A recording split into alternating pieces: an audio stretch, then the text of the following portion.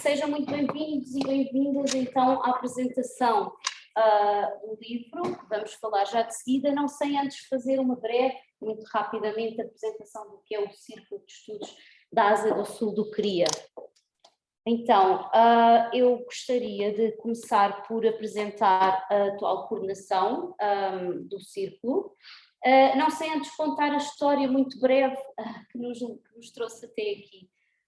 Então, há cerca de 2 anos, o Jason e eu propusemos ao CRIA, na altura, o José Abril era o presidente, e propusemos a criação de uma linha temática que resultou, no fundo, de um trabalho que começámos a fazer os dois, curiosamente um trabalho fora da academia, em que contactámos com instituições da sociedade civil, instituições governamentais, particularmente na área da saúde, unidades de saúde na zona do Martim Moniz, na zona do Intendente, onde havia populações e há concentração muito grande de populações sul-asiáticas, e no fundo fomos desenvolver um trabalho de cooperação para contribuir para políticas públicas.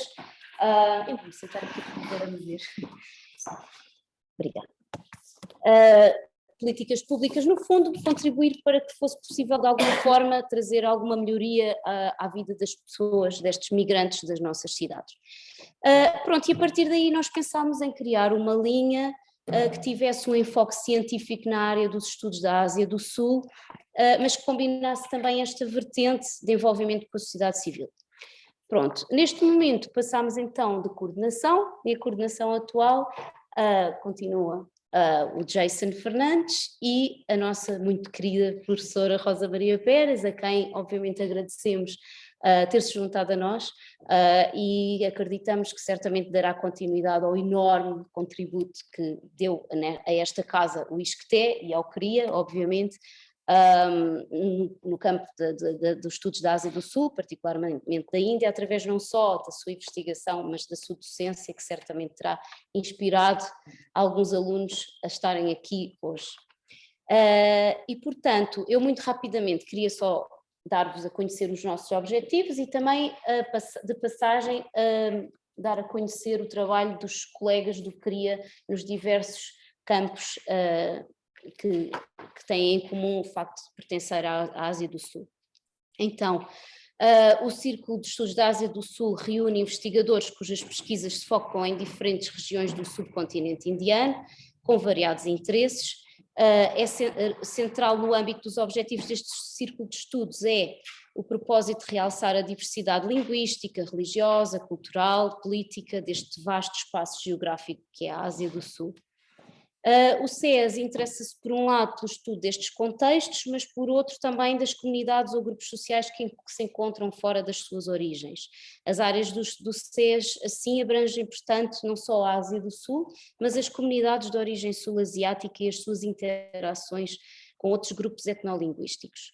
Neste sentido, pretendemos reunir não apenas antropólogos envolvidos no estudo da Ásia do Sul, mas também encorajar abordagens, e daí ter-vos convidado para fazerem parte, abordagens transdisciplinares sobre estes contextos, bem como sobre populações aí residentes ou globalmente dispersas. Convidando investigadores e investigadoras que trabalhem entre diversas áreas, tão vastas como a história, as ciências humanas, sociais, enfim, estudos culturais, arquitetura, entre outras, temáticas no âmbito das referidas áreas geográficas e suas populações. Ao incentivar a troca de conhecimentos e promover o trabalho colaborativo, o Círculo propõe-se desenvolver projetos de investigação que reúnam investigadores de diferentes áreas em torno de questões temáticas abrangentes e transdisciplinares abarcadas pelo campo dos estudos da Ásia do Sul.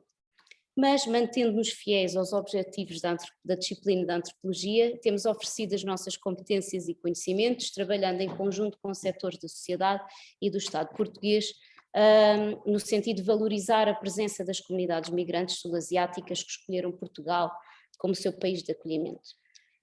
Portanto, fazendo assim agora um retrato panorâmico das várias temáticas abordadas pelos investigadores do CRIA e às quais nos convidamos também a juntarem-se, obviamente, eu começaria com Rosa Maria Pérez, cujo currículo obviamente dispensa apresentações, não é? Todos nós aqui conhecemos a sua pesquisa principal, centrada na sociedade indiana, na segregação social, com foco nos Dalits, nas mulheres, estudos sobre mulheres, colonialismo, pós-colonialismo na Índia, metodologia de trabalho de campo, antropologia pública e direitos humanos. Aqui ao meu lado, o meu querido colega Jason Fernandes, que trabalha questões de cidadania entre goeses católicos, interessando-se por assuntos de cidadania e secularismo, teoria pós-colonial, comparativa, como aliás teremos a oportunidade de ouvir daí a pouco quando falares do teu livro. Aqui do meu outro lado, colega José Mapril, com uma pesquisa também já de longa data sobre transnacionalismo e Islão, entre Bangladesh e em Lisboa. Interesses de investigação são transnacionalidades, migrações, subjetividades, cidadania cultural, Islão, muçulmanos, islamofobia, secularismos, que têm vindo a ser abordados através de etnografias multissituadas em Portugal, Bangladesh e no Reino Unido. Bom, e no âmbito das populações migrantes em Portugal, eu própria, com uma investigação centrada nas populações de origem indiana em Portugal, nos seus processos de reprodução, de negociação cultural, adaptação religiosa, social, de género, particularmente comunidades hindus gujaratis, católicas goeses e sikhs punjabi. Ainda falando de mobilidades, não temos connosco o Giacomo Mantovan, que a partir de um trabalho com grupos de Tamil do Sri Lanka ou os Tamil Tigers, migrantes em Paris, desenvolveu interesses de pesquisa como a violência, a guerra, o pós-guerra, combatentes, histórias de vida, memória, experiência, diásporas, políticas de asilo, a relação entre indivíduos e grupos de instituições. Bernadette Montanari, que tem um trabalho interdisciplinar na interseção entre etnobiologia, etnobotânica, antropologia, estudos de desenvolvimento, políticas e ecologia política, e que tem vindo a investigar o papel das mulheres rurais e a integração do conhecimento tradicional, e neste momento encontra-se a investigar mecanismos de acesso aos benefit sharing na Índia e em Marrocos, e que trabalha também no CRIA em colaboração com o Departamento de Botânica da Universidade de Lucknow. E finalmente a Vera, we're talking about you, Vera Lazzaretti, que tem como principal terreno o norte urbano da Índia, e os seus interesses de investigação, que incluem a antropologia do espaço e do lugar, religião e política, património contestado, securitização e policiamento, violência interreligiosa, delito religioso, peregrinação, nacionalismo hindu e etnografia. Bom, e o CRIA tem os seus colaboradores, que são os investigadores que, apesar de não terem o CRIA como filiação principal, continuam a colaborar com as suas pesquisas. Neste caso temos a Sandra Marques, que trabalhou na região de Bengala sobre práticas e representações, temáticas como corpo e relação de poder, sistemas de produção e veiculação de conhecimento, narrativas, visualidades e mídia, património cultural e políticas da cultura. E pronto, e temos também os nossos doutorandos, que contribuem ativamente com as suas pesquisas originais e inovadoras. Alguns não estão aqui, o Pedro gostava de deixar passar o avião. O Pedro Pestana Soares, que estuda articulações transnacionais de movimentos islâmicos de inspiração sufi em Portugal. A Raquel Pereira, que trabalha questões de conservação participativa, património natural, turismo em Goa. O Douglas Santos, também pesquisa centrada em Goa no âmbito do Islão. E a Chiara Panizzi, que trabalha sobre migrantes cristãos de origem indiana em Lisboa e Roma. Como referimos antes, pretendemos dar continuidade às atividades voltadas para fora da academia e para tal estamos agora a preparar a criação de um grupo de apoio a mulheres migrantes, a maioria nepalesas e punjabis. E temos ainda alguns projetos que dão visibilidade aos trabalhos dos investigadores do CRIA, dos quais gostava de dar aqui a salientar alguns. Obrigada, Jason. Então, em primeiro lugar, temos, por exemplo, um conjunto de 2 documentários da autoria de Rosa Maria Pérez. Rosa, corrige-me se eu disser disparates, está bem? Rosa Maria Pérez, com a realização de Nalini Elvin de Souza, chamados Goa Revisited, que correspondem a um convite da RTP2 para fazer 2 documentários de longa duração. Então, o pretexto são os 60 anos de integração na Índia e revisitar Goa na sua complexidade e nas suas diferentes componentes, que não exclusivamente a católica e falante português, portanto estejam atentos. Eu tenho aqui um pequeno trailer que vou passar, não vou passar todo, mas sei que vamos ficar todos muito nostálgicos. Quer dizer, eu gostava ainda de ver.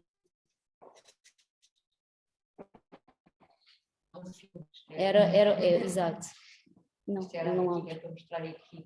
Deixa-me só. Não está aqui.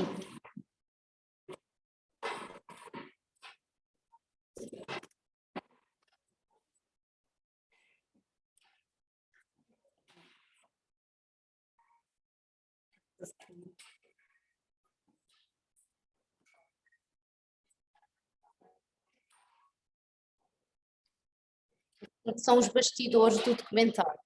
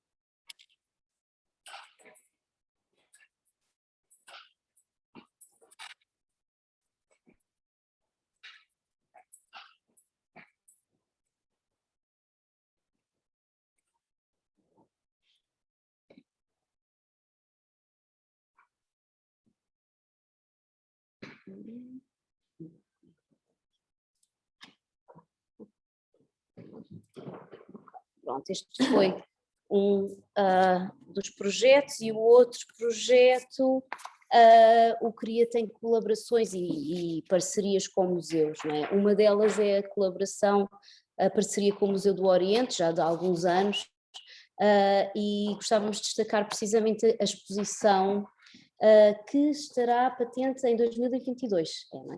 No Museu do Oriente, organizada pela Rosa Maria Pérez, intitulada Estúdio Ganês, Fotografia e Memória em Goa, e esta exposição é sobre o espólio fotográfico de Krishna Navalkar, um espólio que a Fundação Oriente adquiriu em 2022, em 2002, peço desculpa, constituído por negativos a preto e branco, e a exposição incluirá também recolha de fotografias e outros materiais em Goa, que no fundo funcionarão como testemunhos do momento do final do colonialismo português na Índia e também dos anos posteriores à anexação de Goa.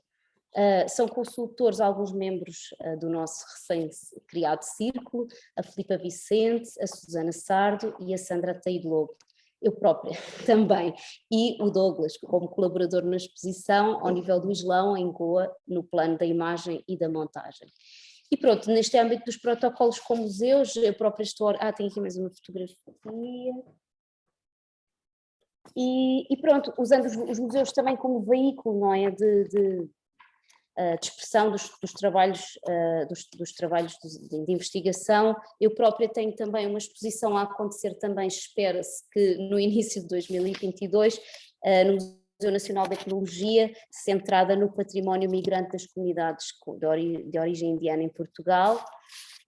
E pronto, e gostávamos de destacar também alguns livros para além do livro que teremos a oportunidade de apresentar hoje detalhadamente.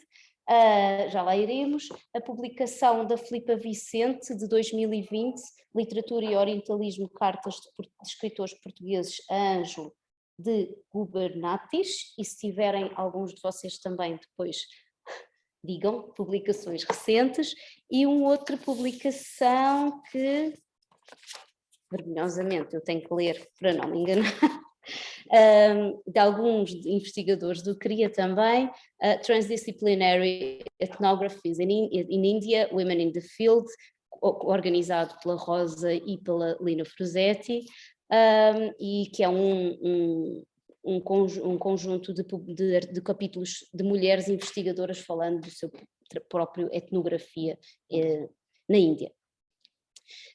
Bom, eu termino com estes apontamentos de projetos e de trabalhos, convidando, obviamente, desde já propostas do vosso lado também, de ideias, de projetos comuns que possamos vir a construir em conjunto. Aliás, a ideia é essa, não é? E agora queria saber só se o Jason queres acrescentar alguma coisa. Só para discordar completamente.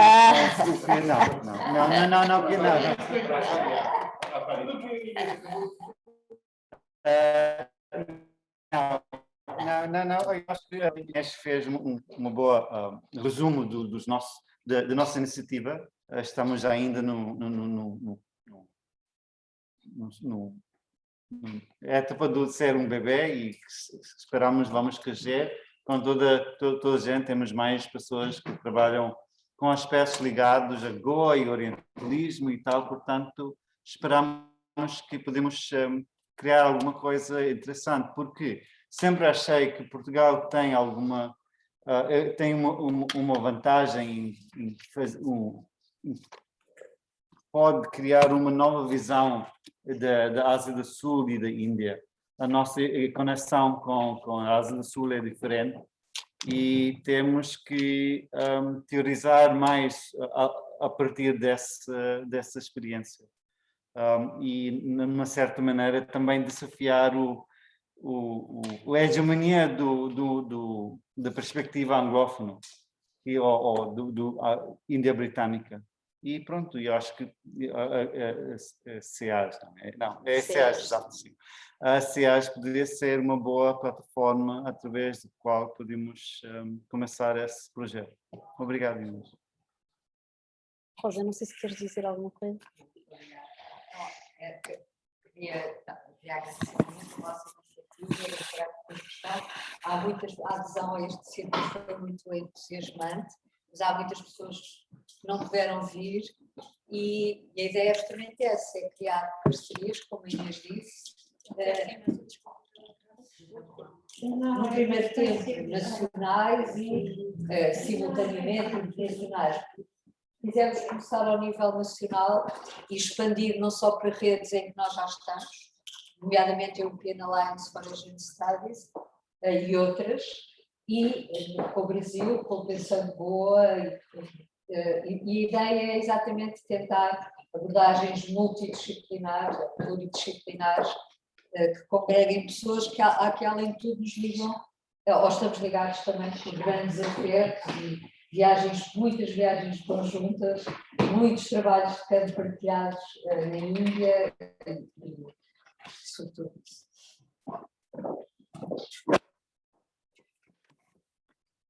Muito obrigada, Rosa. Posto isto, eu se calhar passava à parte seguinte do nosso seminário. Eu queria só pedir se no último, Douglas, consegues ajudar ali a Sandra a ligar o computador?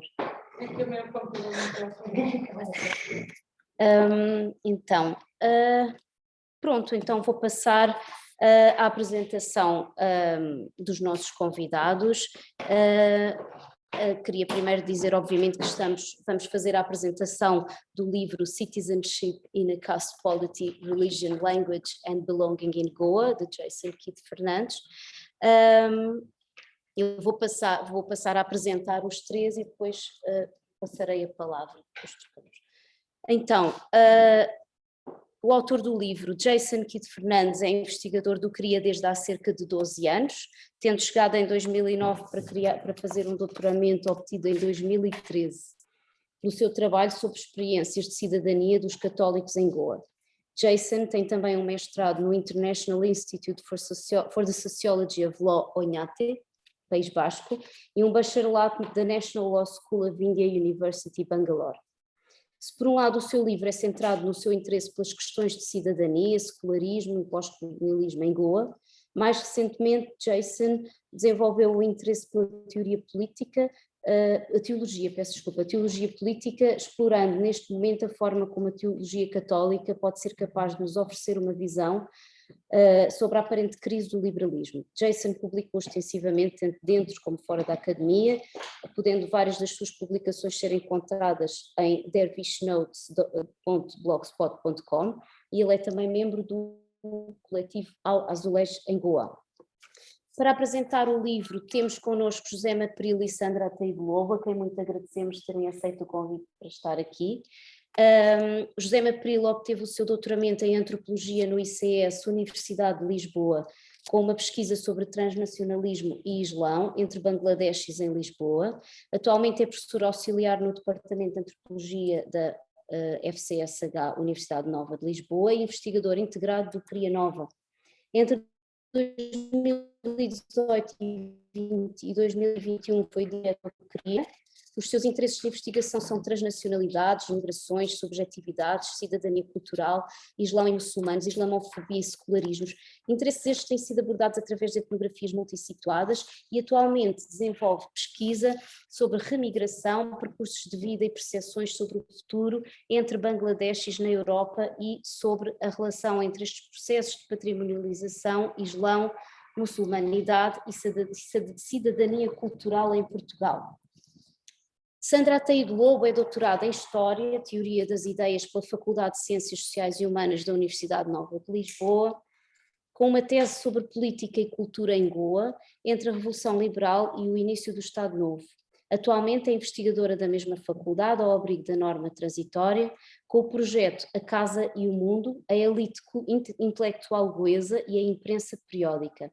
É cofundadora do Grupo Internacional de Estudos da Imprensa Periódica Colonial do Império Português, uma rede multidisciplinar de investigadores, projetos de investigação e instituições que visa a investigação e a reflexão em torno dessa área de estudos, bem como a colaboração internacional entre investigadores e instituições dedicadas em políticas de salvaguarda e acesso comum.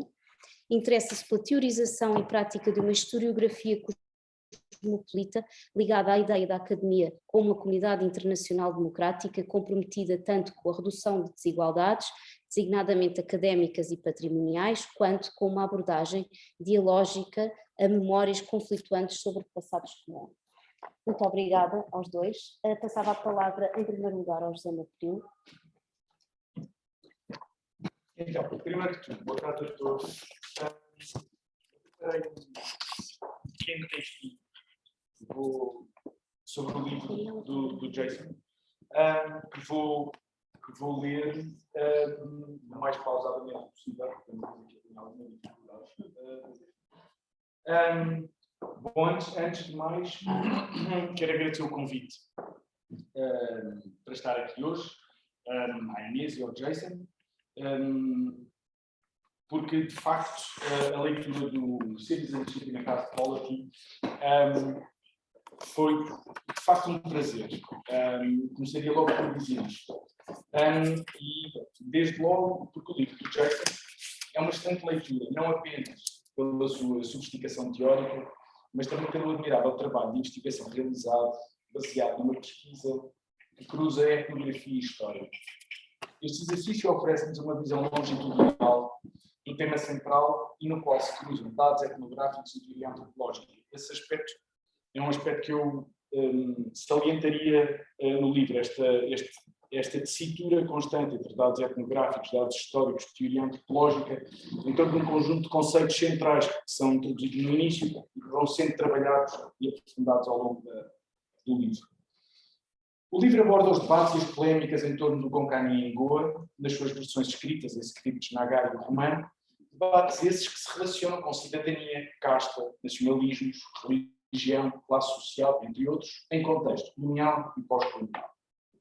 Ao longo dos 5 capítulos, mais a introdução e uma conclusão, vamos acompanhando as polémicas em torno da língua em Goa e as suas múltiplas declinações e articulações com questões não apenas locais, mas também de âmbito nacional. A Índia colonial, portuguesa e britânica, a Índia pós-colonial e as formas de governo da cidadania, da religião e da língua. Na introdução apresenta-se a problemática central do livro e somos progressivamente iniciados ao tema, ao contexto. São-nos apresentadas também as condições de produção etnográfica. Mas é no capítulo 1 e nas conclusões, se nós as lermos colapsadas, que se encerra a chave de leitura de todo o livro. Seguindo uma explicação cotidiana, Jason aprofunda aqui os conceitos-chave que vai mobilizar e dos quais destacaria 3. Há muitos outros, mas enfim, estes foram aqueles que me chamaram mais a atenção e depois no fim eu explico porquê. Primeiro de tudo, o primeiro seria a cidadania, a ideia de pensar a cidadania a partir de uma perspectiva antropológica, o conceito de sociedade política e a questão das hierarquias e a proposta das hierarquias de subalternidade. Cada uma delas, bom, a cidadania é aqui apresentada numa leitura antropológica que extravasem muito as perspectivas normativas e estritamente baseadas nos direitos e deveres e que se enquadram, antes de mais, nos debates contemporâneos sobre governo de populações e a criação do cidadão sujeito. Vou voltar aqui daqui. A cidadania é uma tecnologia de uma tecnologia do self, em que termos pode participar na sociedade civil e quem é relegado para a sociedade política. Nesta discussão, a ideia de atos de cidadania e a criação de espaços de manobra, termos usados pelo Jason ao longo de todo o livro para, enfim, falar de várias estratégias, é operativa para pensar as estratégias de muitos dos seus interlocutores. O conceito de sociedade política é um outro conceito fundamental, que atravessa toda a obra. Aliás, de resto, eu poderia dizer, quase por piada, que este livro dialoga essencialmente com o conceito de sociedade política. Ele está sistematicamente a dialogar com o conceito de sociedade política, que o Jason vai buscar a parte da Chatterjee, como todos saberão, para pensar a posição relativa de vastos segmentos católicos, goeses, elites e classes trabalhadoras, mostrando, e bem, a necessidade de expandir o alcance do conceito, para além dos aspectos estritamente económicos que estão na sua origem, e incluir questões de casta, religião e língua. Mas, ao longo do livro, torna-se claro como se procura problematizar esta dicotomia e ultrapassar esta visão demasiado binária. Muitos destes termos resultam da própria proposta do Jason, revelando as porosidades entre a sociedade civil e a sociedade política. O terceiro conceito que eu destacaria da sua discussão teórica tem a ver com as hierarquias de subalternidade. Esta é uma proposta que assenta na ideia de que vários segmentos da política goesa se encontram num espaço hierarquizado de subalternidades, que determina até certo ponto as suas estratégias e reivindicações. Há aqui uma visão, e isto é uma coisa que eu gostei muito, há aqui uma visão quase interseccional da subalternidade, que me parece de uma enorme importância interpretativa, à medida em que vocês têm camadas de subalternidade que se articulam na forma como determinados segmentos são capazes de participar ou na sociedade civil, ou na sociedade civil tentando sair da sociedade política, ou, em alguns momentos, tentando na sociedade política chegar à sociedade civil. Após estas reflexões, o livro leva-nos do período colonial até à contemporaneidade. E isto é está muito bem trabalhado. Assim começa-se por abordar as questões do Konkani no contexto colonial e a forma como as elites goesas, católicas e hindus se aliaram na construção de um projeto político conjunto. Este projeto, assente num Konkani numa versão sanscritizada, aparece produzido, homogeneizado e fixado, num contexto onde a questão da emancipação e da contestação à dominação colonial, britânica e portuguesa, era uma prioridade. Ainda que o idioma de reivindicação fosse o linguístico, na prática, a construção desta aliança, argumenta Jason, assentou numa consciência de casta. Este projeto e esse segundo argumento beber parcialmente a uma epistemologia orientalista que não serviu apenas de base para o nacionalismo pós-colonial indiano, mas também em Goa reforçava um nativismo bramânico como marca da terra. Neste processo, as classes trabalhadoras goesas, seguindo o argumento, viram-se remetidas a um silêncio e arremessadas para a sociedade política. Em seguida, acompanhamos os desenvolvimentos pós-coloniais da questão linguística em Goa, após a sua integração na União Indiana, e foca-se na mobilização da sociedade civil com vista ao reconhecimento do Konkani, na sua versão Nagari, e à autonomia administrativa de Goa com base na lei. É neste contexto que se explora a fixação da figura abstrata do cidadão em Goa, Konkani Muni, ou a pessoa Konkani. O argumento é que o Konkani Muni aparece incorporado na figura do Brahman Saraswati hindu, fixação que resulta das dinâmicas políticas, coloniais e pós-coloniais na Índia e em Goa. Este processo ocorre ao mesmo tempo que surge um movimento de união de Goa com o Maharashtra, movimento que se partilhava de um imaginário nacionalista hindu, onde o Marathi assumia uma importância central, e de uma crítica ao catolicismo como não indiano, quando não mesmo antinacional. Ora, é neste contexto, desta problemática, que o Jason nos relata a forma como alguns segmentos das elites católicas goesas se aliam às elites hindus pró-Konkani, na sequência daquilo que vinha do período colonial, de certa forma, não apenas para reivindicar uma autonomia linguística, mas também para não serem acusados de antinacionalismo. Posição que foi também adotada por alguns segmentos das elites da Igreja Católica como uma forma de relativizar, e aqui friso alguns segmentos, porque há posições diversas e o Jason retrata isto muito bem. Posição que foi também adotada por alguns segmentos das elites da Igreja Católica como uma forma de relativizar as suspeitas que sobre eles recaíam após a integração de Goa na União Indiana, onde eram vistos como próximos do poder colonial português. Tal posição, favorável à sanscritização do Konkani, revelava não apenas cidadania dos seus apoiantes, mas também uma política de casta, que ligava hindus e católicos de castas altas. Desta forma, as elites católicas goesas conseguiram aceder à sociedade civil, e é aqui o ponto, ainda que de forma condicional, produzindo uma modernidade goesa que se alinhava com os projetos de uma modernidade indiana, indominizada e ao mesmo tempo secular. Tudo isto é, no fundo, retratado pelo Jason como sendo um processo condicional, na medida em que as pessoas estão sempre numa posição liminar. Aqueles que conseguem aceder à sociedade civil frequentemente veem-se no momento seguinte empurrados para a sociedade política. Simultaneamente, este processo reforçou a subalternização e a marginalização das classes trabalhadoras, castas baixas, católicas e hindus, mas também muçulmanos. Dito de outra forma, no final deste capítulo, vemos como estes esforços constituíram o reconhecimento de direitos e de um espaço político, mas não contribuíram necessariamente para a igualdade na esfera pública. No Between Civil and Political Society, capítulo seguinte, abordam-se as políticas da língua em Goa no momento presente, explorando as posições daqueles que defendem e os que se opõem ao uso do script romano do Konkani. O argumento central é mostrar como associações e grupos culturais e setores intelectuais mobilizam um conjunto de argumentos e técnicas com vista a ver satisfeitas as suas reivindicações em torno da língua, recorrendo a atos de cidadania característicos da sociedade política. A autoidentificação enquanto grupo, uma identidade coletiva investida de conteúdo moral, e estou praticamente a citar as palavras do texto, e a sua invenção como comunidade. Esta ideia, de que o Latour também fala, a ideia da produção de uma comunidade como um instrumento de ação política. É através destas técnicas que se procuram realizar um conjunto de reivindicações em relação ao Estado, ainda que em posições muito diferenciadas, e onde se mobilizam idiomas característicos dos discursos da cidadania, mas também da esfera doméstica e de outras.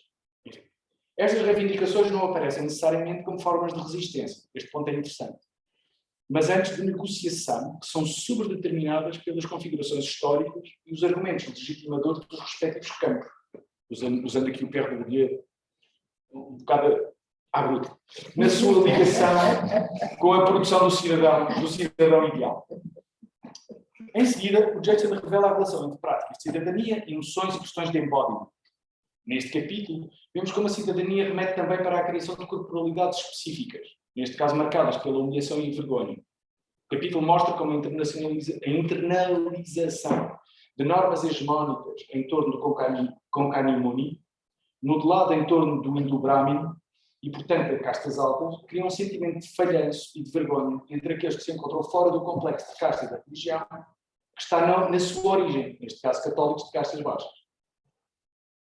Em suma, Citizenship in a Caste Polity é um livro que aborda exemplarmente as complexidades coloniais e pós-coloniais que interpelam os católicos goeses, mostrando como alguns segmentos ligados a castas altas conseguiram negociar, ainda que condicionalmente, em determinados contextos, a sua posição na política goesa, inserindo-se dentro do possível nos modelos hegemónicos da cidadania indiana.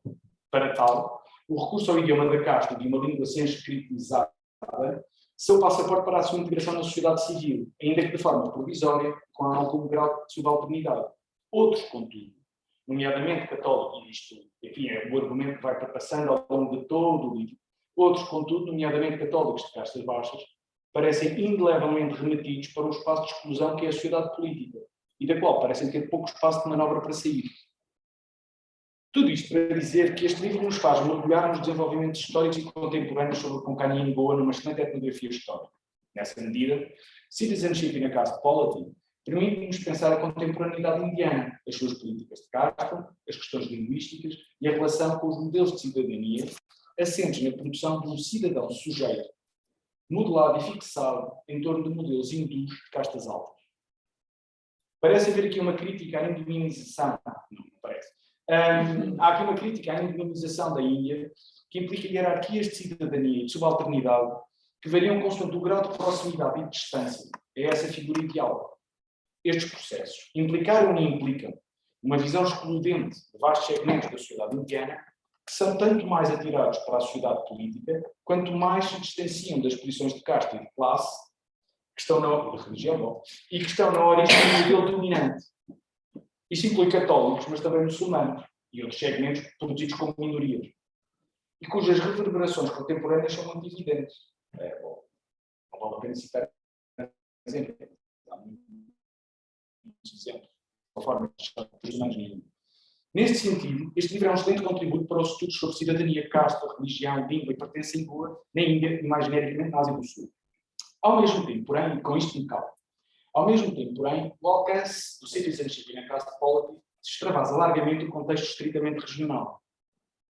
Muitas das problemáticas aqui analisadas, a dicotomia sociedade política e sociedade civil, as questões de cidadania como formas de governo, e a relação destas com questões de religião, língua, classe social e processos de produção de minorias, podem ser utilizadas para pensar outros contextos contemporâneos nos quais estas mesmas dinâmicas estão presentes, ainda que obviamente, assentes em idiomas distintos. Estou a pensar, por exemplo, nas formas, obviamente, estou a pensar, é a minha área, não é? Estou a pensar, por exemplo, nas formas de governo do Islão na Europa contemporânea e como questões coloniais e pós-coloniais articulam hierarquias de subalternidade que definem quem pode participar e em que termos na sociedade civil e quem é relegado para a sociedade política. Por tudo isto, Citizenship and Caste Polity é também um excelente contributo para a teoria antropológica geral e, mais concretamente, para os estudos antropológicos sobre o político e o poder nos sociedades contemporâneas. Parabéns. Obrigado.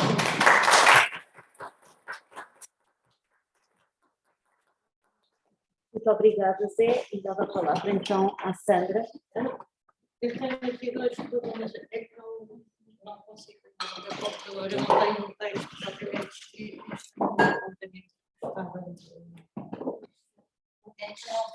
tenho um disco. Tem uma ficha aqui no canto. Tenho uma ficha no canto. Está aí embaixo.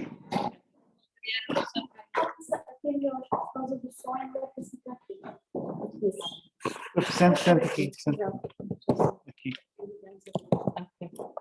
Semana seguinte.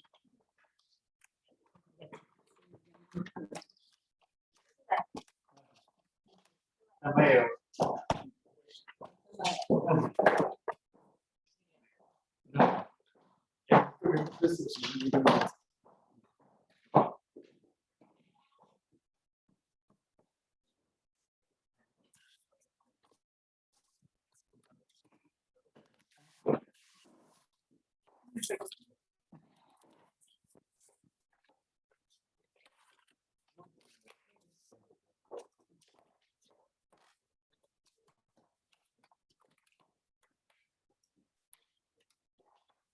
Mas calma.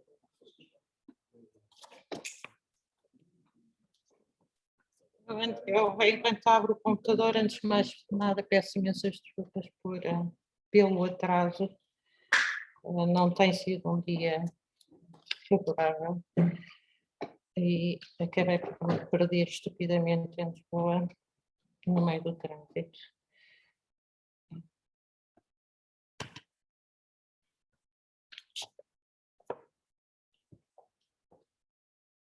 Não tenho propriamente um texto, mas tenho aqui alguns apontamentos.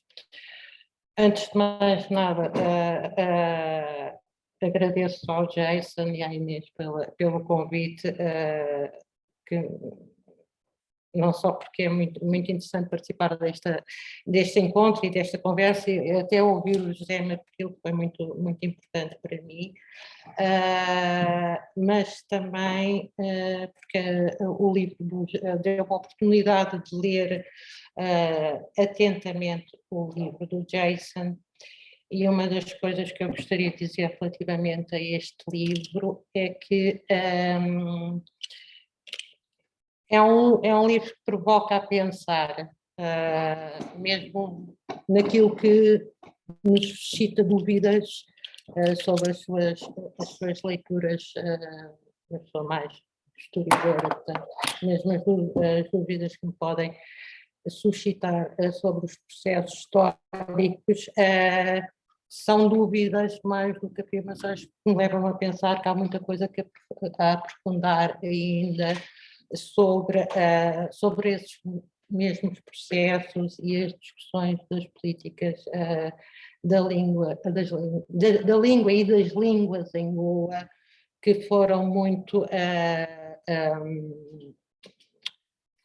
presentes desde meados do século XIX em Goa.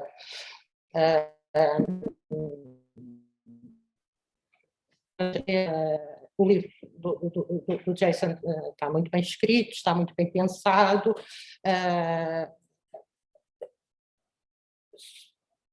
levanta questões problemáticas e interessantes.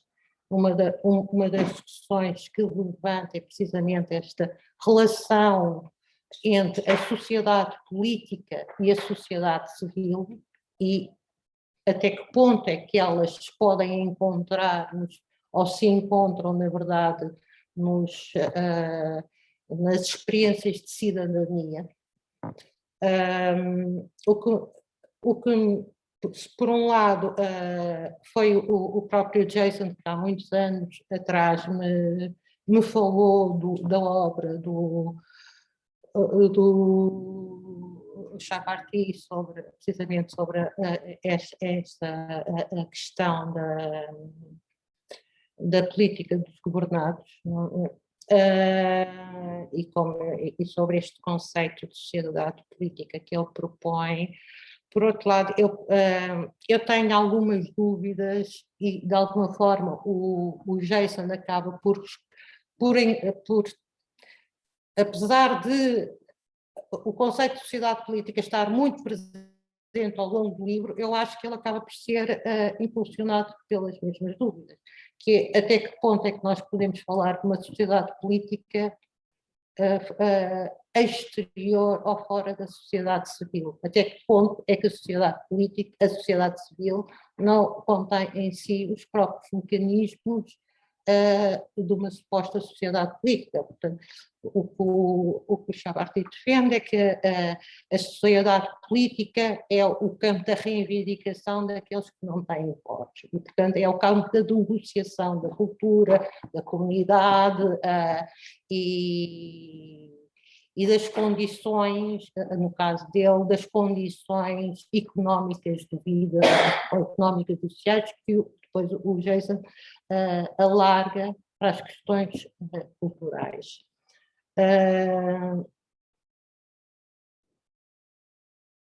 O que me parece é que o conceito de sociedade política, de sociedade civil, nunca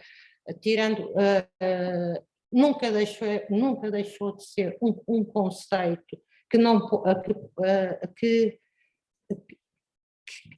ultrapassa esta relação entre o indivíduo e o Estado. A sociedade civil em si contém esta inscrição relacional e social do indivíduo. Não é o indivíduo isolado que está à frente ao Estado na reivindicação dos direitos, mas os direitos e os deveres, tirando o âmbito constitucional, mas são negociados e movem-se dentro de um quadro que é um quadro social, portanto é um quadro de comunidade que não necessariamente, claro que contém discursos hegemónicos, mas que também contém dentro de si a disputa e as tensões de questionamento destes discursos hegemónicos. E, portanto, essa mobilidade entre esse diálogo entre o reconhecimento dos direitos e o pedido de justiça face aos direitos e a reivindicação de novos direitos ou de novos espaços de manobra dentro desses direitos em si, penso eu, está contido dentro das próprias dinâmicas da sociedade civil. E gostaria de ter... É uma questão sobre a qual eu estou ainda a refletir a partir de toda a discussão provocada pelo Jason. Agora não acho.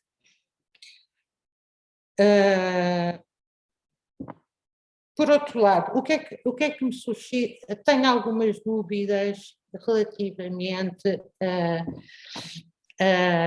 à forma como o Jason aborda o processo histórico de afirmação do Companhia, quer por via da questão das castas, quer, quer do lugar da subalternidade. Por via da questão das castas, o que me parece é que, lendo as fontes goesas em português, que é para elas que eu me consigo remeter, porque não consigo ler o Konkani, nem o Maratha, e, portanto, é a partir das fontes em português e em inglês que me consigo mover. O que me parece é que há dois movimentos paralelos ou que se encontram, mas que de alguma forma são paralelos no século XIX, que ocorrem na segunda metade do século XIX. Por um lado, há esta tentativa de afirmação de uma identidade goesa, linguística, por via das elites católicas, que vão beber muito à presença do Cunha Rivara em Goa.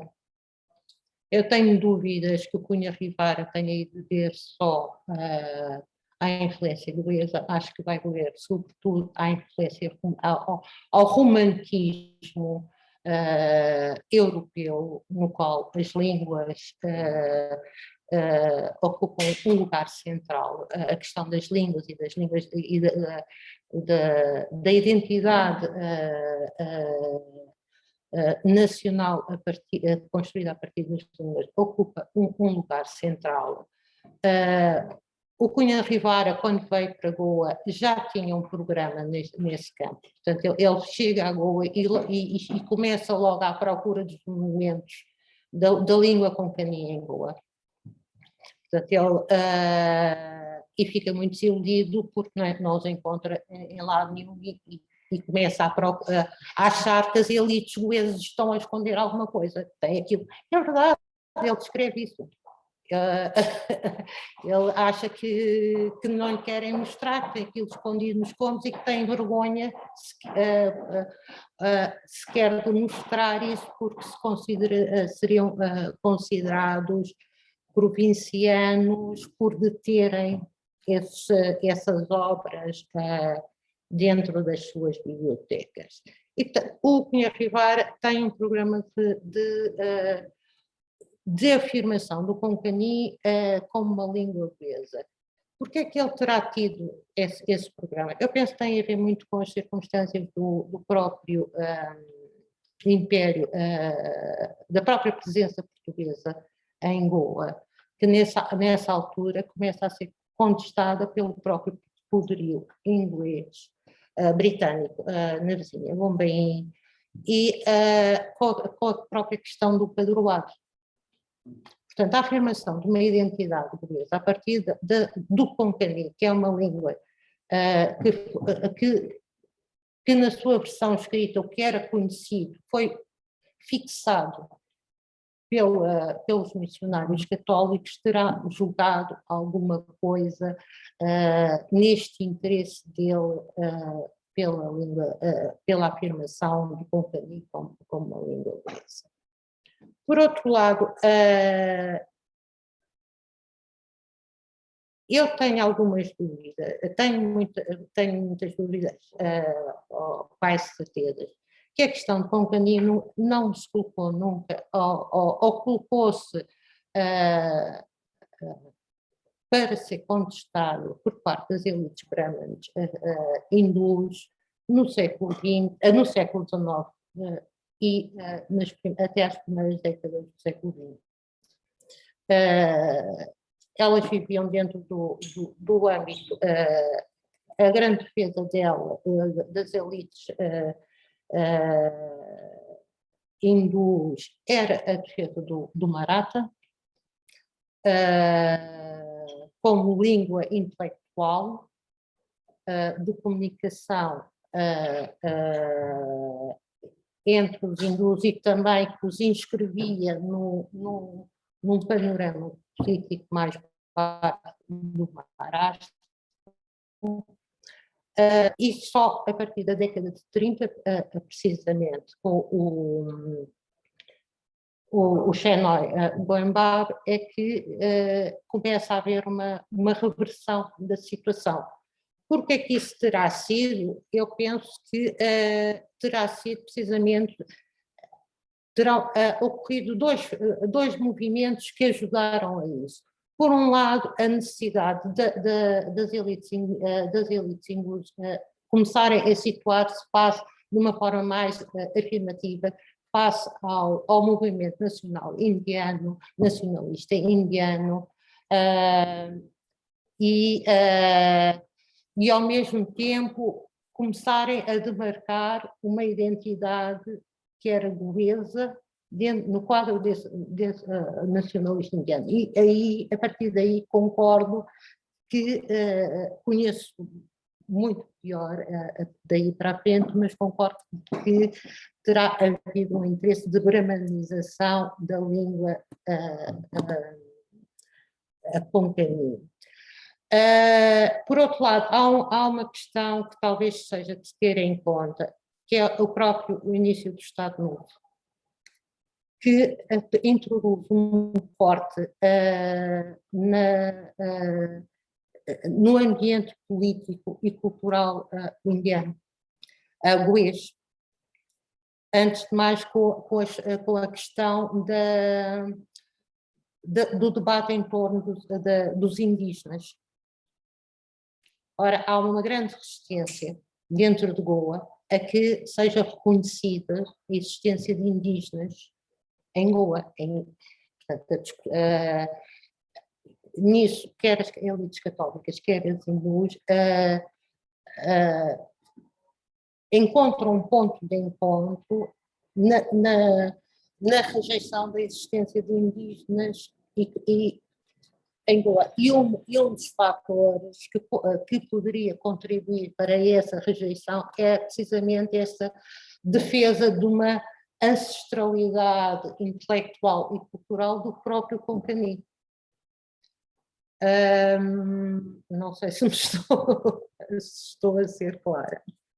Por outro lado, o próprio debate em torno do Konkani por parte das elites goesas, a ideia que eu tenho é que anda muito a reboque do que foi ocorrendo em Bombaim por parte das elites subalternas, que começaram a ter acesso a um espaço de expressão na esfera pública, a afirmar um espaço de expressão na esfera pública, e começaram a usar o Konkani como veículo de comunicação e de construção de uma comunidade goesa, católica, em Bombaim. E também como um veículo de comunicação até com as próprias famílias que estavam em Goa.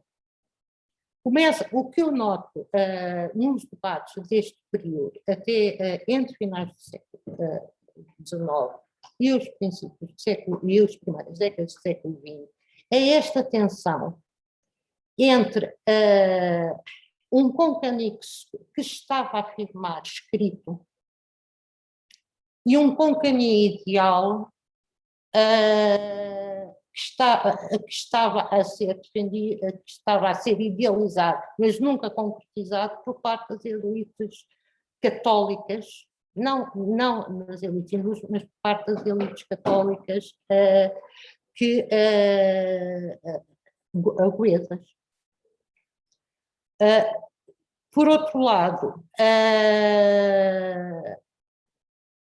esta própria questão do domínio, do controle do que é do Konkani e do ensino do Konkani em Goa, que tu muito bem pões neste momento como é que o Konkani se tornou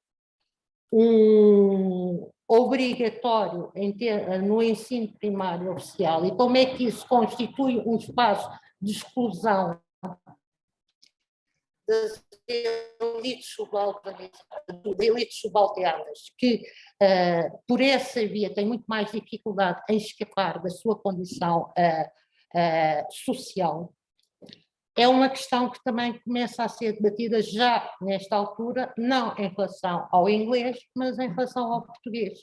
Portanto, há por parte dessas elites também um esforço de fixação cultural das elites subalternizadas ao Konkani e ao ensino do Konkani, porque consideravam que o aprender em outra língua, a língua do dominador, o português, fazia com que deixassem de aceitar a sua condição, ao seu destino, dentro do espaço natural que seria o seu destino natural. E, portanto, eu não sei até que ponto, é evidente que as questões de casta estão sempre presentes, mas não sei até que ponto é que não vale a pena insistir de uma forma mais veemente nos conflitos sociais de classe, em toda esta problemática. Por outro lado, tenho muita curiosidade em saber, isto é uma curiosidade, como é que o Jason vê o lugar dos Chardós, que me parece pouco esclarecido. Ora, os Chardós, tradicionalmente, e com isto me vou falar, porque já fiz, é o mal não ter coisas escritas, é que destendo. Os Chardós, tradicionalmente, como o Jason sabe, é muito difícil dizer que são uma casta subalterna dentro de Goa. É uma casta que disputa e que secularmente disputou a hegemonia dentro de Goa. Houve períodos em que até conseguiu ter posicionamentos hegemónicos dentro da sociedade civil e política inglesa, e houve momentos de recuo, e portanto isto é uma tensão que tem andado para a frente e para trás, quer perante o Estado, que andou para a frente e para trás, quer perante o Estado português, que naturalmente também jogou com isso, quer perante a questão do nacionalismo indiano. Como o Jason sabe, há uma reivindicação muito forte por parte dos Chardós de chamar a si a liderança do nacionalismo goês dentro de Goa e da resistência goesa ao colonialismo português. E, portanto,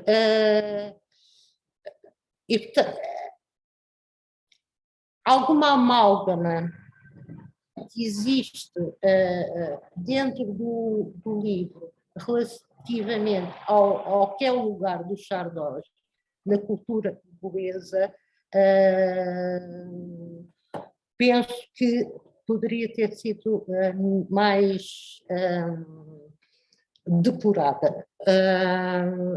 E o que faz com que também não se perceba qual é que é a relação dos Chardós com as outras castas subalternas e com um grupo que dentro de Goa que está e não está presente, que é os que não têm casta, não é? Que são os que estão fora são os que estão fora de todas estas discussões e que de alguma forma estão fora, têm muita dificuldade de penetrar, quer a sociedade civil, quer a sociedade política, no sentido que o Jason usa o conceito. e com isto termino, isto são mais umas achegas para uma conversa. Ok, obrigada. Obrigada, Sandra. Então, quer falar sobre isso?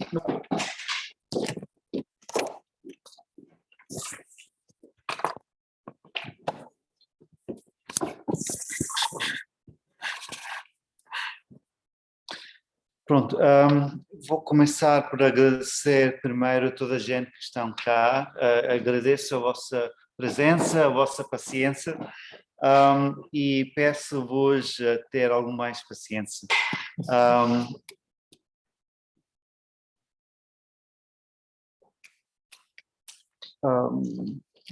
Eu acho que vou começar. Também gostaria de agradecer a Zé Mapril e a Sandra por ter lido o livro, a Zé Mapril, por seus kind words, belas palavras sobre o livro. Às quais eu me junto. E a Sandra pelas as questões levantadas sobre o texto. Não sei se vou ter tempo para debater todas as questões, mas também não é preciso, acabar esse debate hoje. Já foi o doutoramento. Já. Foi? Só foi o doutoramento e eu nunca as colocaria se isto fosse uma apresentação e ao contrário fui convidada para discutir o livro neste quadro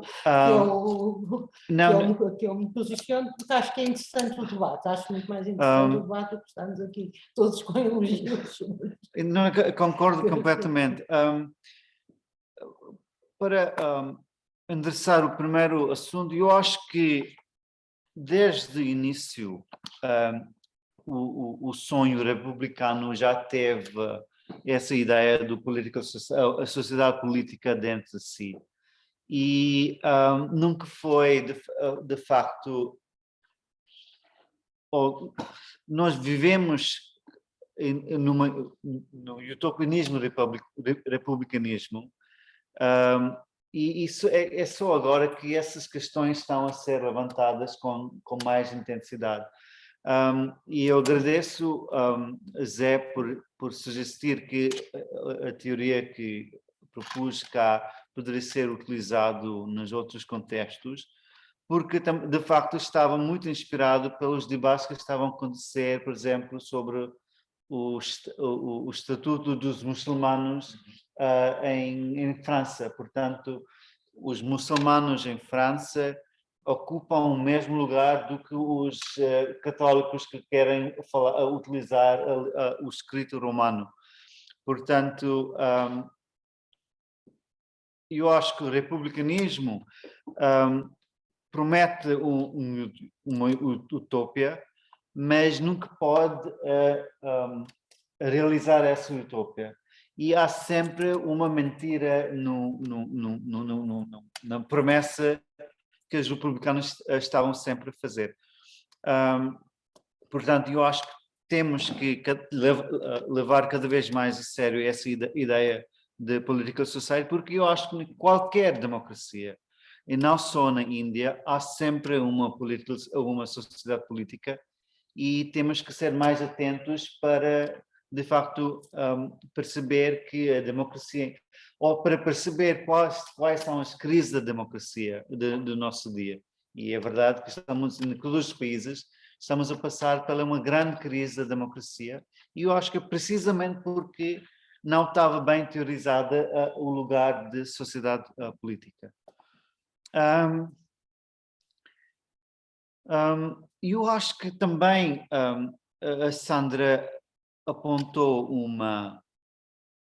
um buraco negro desse livro, que é o papel do Estado Novo e na construção de Konkani, ou lugar de Konkani. Eu acho que estava mais, apesar de sempre queixar sobre a hegemonia da Índia Britânica, eu também caiu naquele buraco e estava mais a dialogar com a Índia Britânica, e esqueci-me um bocado o contexto do Estado Novo. Mas as boas notícias é que e agora este espaço é aberto para uma outra pessoa trabalhar. Sobre a questão de focarmos em caste ou classe, eu acho que este livro é, de facto, obcecado com a questão da casta, e eu acho que era importante focar com casta porque, excluindo algumas obras, em grande parte casta está completamente negada, ou nos debates, discursos públicos em Goa, ou nos textos académicos. É como a casta não existe em Goa, ou sim. Portanto, eu achei muito importante falar sobre a casta, também, mais uma vez, mostrando quanto indiano sou.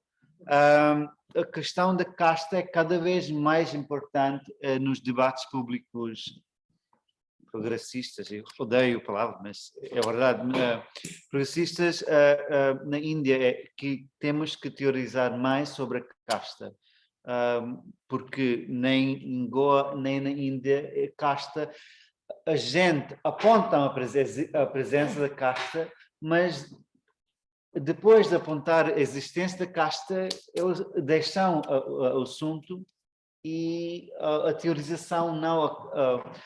A casta não acompanha a teorização dos assuntos. Finalmente, sobre o papel dos Chardós neste debate. Eu acho que uma das os Chardós são um bocado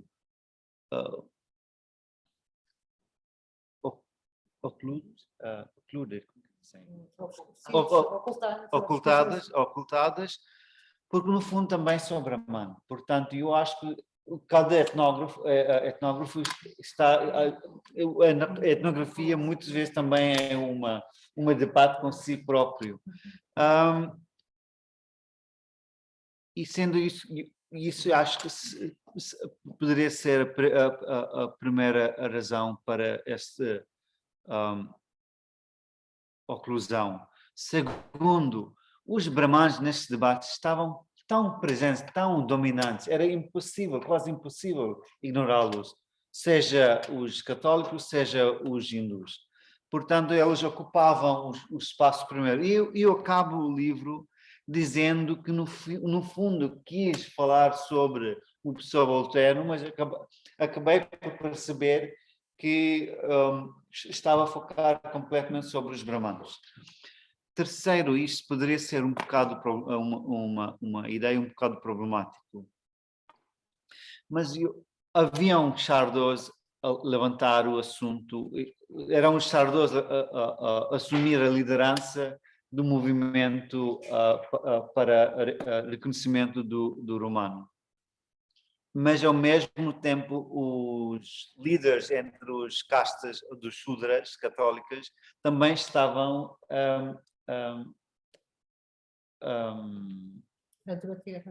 sim, estavam a combater com eles para ganhar a liderança. Portanto, criaram uma frente.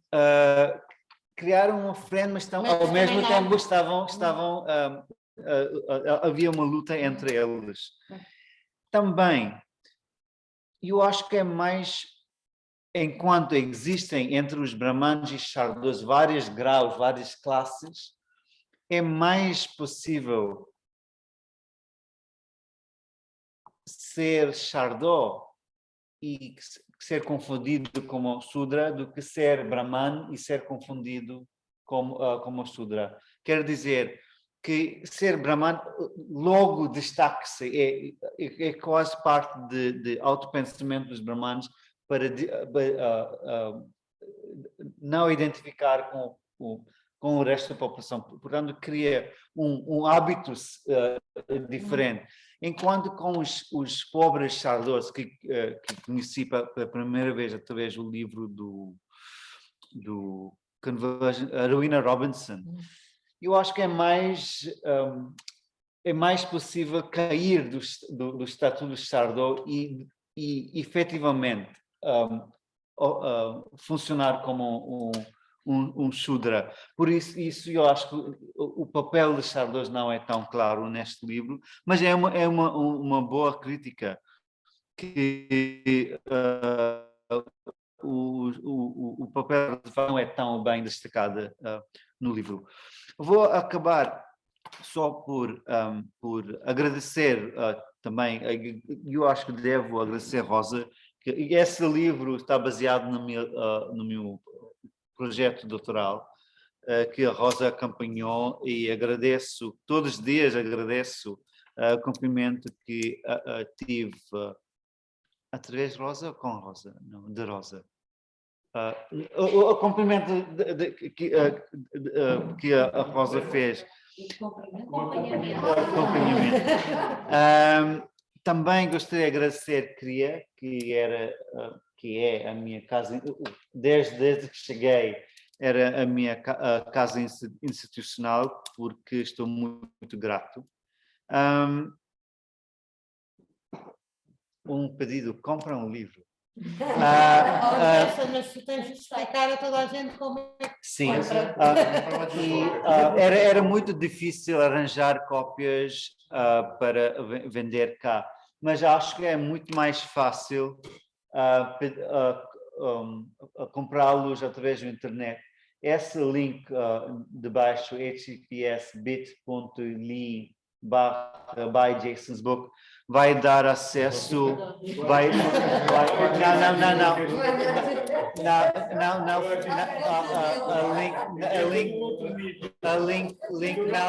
não é a minha criação, é a criação de uma livraria. Sim, uma livraria, não é? Sim, uma livraria em Margão, chama-se Dog Years.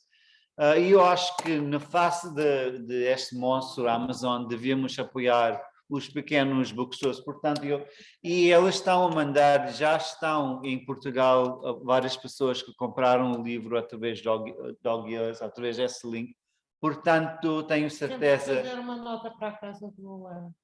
A Casa de Goa divulgou hoje. Eu sei. Até me telefonaram a perguntar...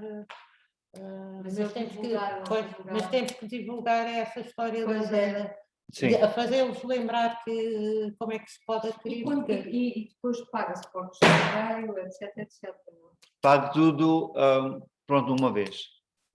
Pronto, eles já incluem, eu por acaso estive há uns tempos atrás, há umas coisas atrás, por causa do outro livro, a ver o site deles, e eles estão muito bem organizados. E também é preciso mesmo de agradecer os dois leitores, apresentadores, porque além de fazer a grande obra de ler esse texto, também tiveram que lidar com as asneiras do serviço postal, a editora, portanto sou muito grato a vocês dois, e também à Inês por ter gerido esse evento quase sozinha. Obrigado e boa noite.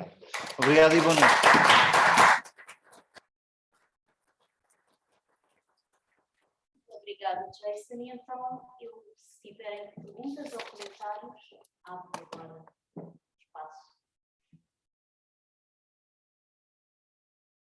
Toda a gente estão cansados. Não, talvez os colegas que... Eu peço desculpa que eu provoquei este cansaço todo ainda por cima.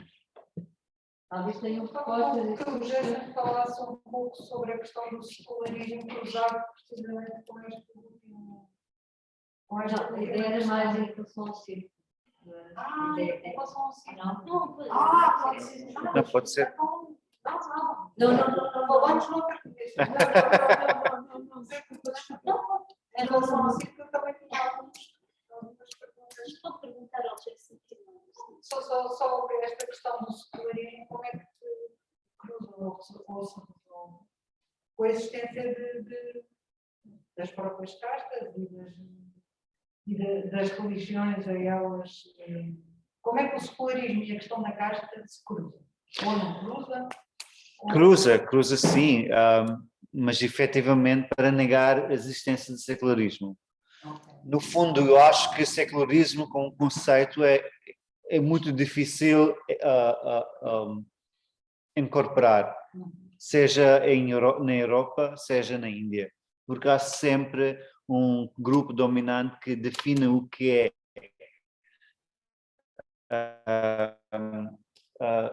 aumentar no espaço público. Na Índia, desde sempre, o hinduísmo era o marcador para entrar na esfera pública. Antigamente, com o neovinismo, era mais conceitual, havia mais espaço para deixar as castas altas, especialmente, para entrar no espaço público, porque até naquela altura os hindus das castas altas, especialmente do norte da Índia, e Índia é uma produção, é um projeto das castas do norte da Índia, eram mais persianizados. Portanto, era mais fácil deixar os muçulmanos das castas altas entrarem. Também esta gente todos estavam mais anglicizados. Portanto, era fácil os goeses entrar nessa esfera. Mas cada vez há uma trajetória, um conceito que nasce e depois torna cada vez mais corporeal. E estamos a ver agora esse bebê que nasceu em 47, tornou-se um monstro, ou é uma deusa hindu que agora está a pedir sangue para viver. E esse sangue começou com o sangue dos muçulmanos, com o sangue dos cristãos, dos dalits, mas vai acabar com mesmo o sangue dos próprios hindus das castas altas, só que eles até agora não perceberam esse facto. Mas até uns dias atrás li um texto com um homem que prometeu o seu Deus que vai imolar-se se recebe, que ganha um emprego. Ele ganhou emprego e logo imolou-se. Mas estamos a rir e parece uma loucura, mas eu acho que isto é um mundo em que vamos viver, que o mundo do hinduísmo, que também não tem, cada vez não tem ligações com os seus próprios raízes. É um hinduísmo completamente inventada. Mas pronto, portanto, eu acho que o secularismo nunca existiu na Índia. Só estava a lembrar de um jornal para a Caixa que era feito por dois defensores do secularismo, um hindu e outro católico, ou da origem católica, depois com o gnosticismo, que é o Bragança Menezes, com Menezes Bragança. No jornal para a Caixa, eram os dois defensores do secularismo. Sim, mas aquilo era o tempo dessas utópias, e eu acho que estamos... E estávamos... As coisas eram muito mais debatidas. Exato, sim. Mesmo, isso era uma questão que eu não queria, não quis estar a fazer. As questões eram muito mais debatidas de uma forma aberta dentro dos próprios castas brancas, dentro dos próprios chardos, para além de todas as rivalidades, do que hoje em dia parecem estar fixadas. Portanto, há um empobrecimento do debate na Índia que também ocorre, é geral, é mundial, não é? Há um empobrecimento do debate. Ou estamos a chegar aos limites da democracia liberal. A democracia liberal... Mas a democracia liberal, eu acho que já não. Exato, sim. Estava a tentar ser positivo, mas pronto, é pragmatismo. Não a democracia. Não a democracia. Sim, não é? Sim, já chegamos no populismo. Eu não acho que a democracia, que tenhamos que estar desesperados sobre a democracia. Podemos estar muito cautelosos, mas acho que há uma réstia de esperança até nestes movimentos que estão cada vez mais a aprofundá-la dos mais pontos de vista, e isso Sim. é que é a riqueza de uma democracia que não é possível Mas em nenhum outro ambiente, não é? Peço desculpa, Não, pode ser uma claro. coisa em relação ao que vocês diziam da ausência de debate, porque é curioso verificar justamente um poder muito forte que vem da movimentação Dali, justamente. É claro que aí também recolhia a tese do Jason de uma hierarquização da subalternidade, e claro que há efetivamente uma elite Dali, mas há um debate extremamente curioso, extremamente aceso, que aliás provoca outro tipo de debates, tal como há grupos muçulmanos extremamente interessantes em debates muito curiosos e até fora internacionais, mais globalizados. Mas acho que, sobretudo, estes movimentos atuais da elite, ao nível do debate, ao nível intelectual, ao nível da própria definição que é uma democracia, eu acho que tem uma vitalidade muito grande e que pode efetivamente provocar, enfim, esperamos que sim, este hipernacionalismo que leva, religioso, que leva a situações como o senhor ganha um emprego e seguir queima-se, imola-se. E há outros fenómenos assustadores desta natureza que nem têm a ver com. Pois, tem muito a ver, obviamente, com, antes do mais, com esta hiper religiosidade da própria, ou religiosização da própria política. Não é? Que é uma ideologia, que é ao contrário, não é? Que é no fundo é o contrário, é voltar-se à fusão entre a religião e a política e quando estamos nesse campo, acabou a democracia, não há democracia possível, não é? Não houve nos séculos passados. Quando o chefe do Estado é o chefe da Igreja. Exato, não houve Mas vamos bater naquela questão da sociedade civil e sociedade política. Porque é que agora é tão difícil a sociedade civil penetrar na sociedade política? Hoje em dia. Porque é que é tão complicado a esfera civil entrar na esfera política que se autopropõe? Faz para filhos, não é? Mas o conceito de sociedade civil estava criada para manter pessoas fora. A sociedade civil estava criada para manter pessoas fora. Era sempre essa a ideia, que há pessoas que simplesmente não podem entrar, não têm capacidade. Mas acabam, uns entram e outros saem porque são. E esse é o dinamismo da sociedade, que eu encontro no conceito de sociedade civil, que está sempre a reinventar-se. E hoje em dia há debates muito interessantes a esse nível, não é? Passar dessa visão individualista para uma visão mais. No início do século XIX viviam alguns autores que a sociedade inglesa tinha a maior liberdade civil do mundo e a menor liberdade política do mundo. Isto é, ninguém que entrava na loyal opposition, que era a oposição leal à sua majestade, nem no partido maioritário. Ninguém entrava naquele sítio. Mas a sociedade civil tinha uma liberdade enorme de investir. Portanto, era a sociedade liberal, no fundo. Sim. Bom, estamos a chegar ao nosso tempo.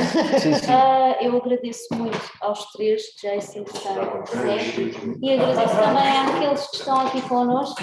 Espero que tenham gostado e que continuem ligados às atividades. Para